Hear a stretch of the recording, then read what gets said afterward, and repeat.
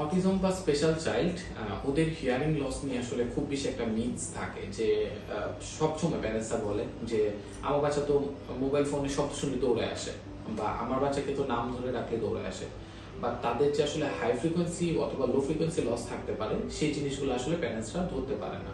তো এক্ষেত্রে দেখা যায় যে বাচ্চারা মোবাইল ফোনের সাউন্ডটা শুনে বাট পুরাটা সাউন্ড ভালো মতো শুনতে পারে না।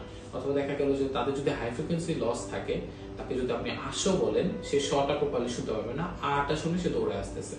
যে কারণে কি হয়, তারা আসলে কথার মিনিংটা প্রপারলি ধরতে পারে না, এবং এই একই কারণে কথার অর্থ ভালোভাবে বুঝে না। না বুঝতে পারার কারণে সে কথা বলেও না বা বুঝেও না।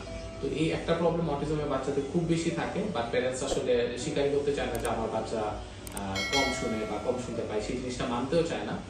তো প্যারেন্টসের প্রতি আসলে রিকোয়েস্ট থাকবে, আপনারা প্রতিটা অটিজমের বাচ্চার হিয়ারিং টেস্ট করবেন। হিয়ারিং টেস্ট করে দেখবেন যে তাদের আদৌ কোনো লস আছে কিনা। যদি লস না থাকে সেক্ষেত্রে থেরাপি কন্টিনিউ করবেন, আর যদি হিয়ারিং লস থাকে সেক্ষেত্রে আগে হিয়ারিং প্রিকশন ইউজ করে তারপর আপনি থেরাপিতে যাবেন। ধন্যবাদ।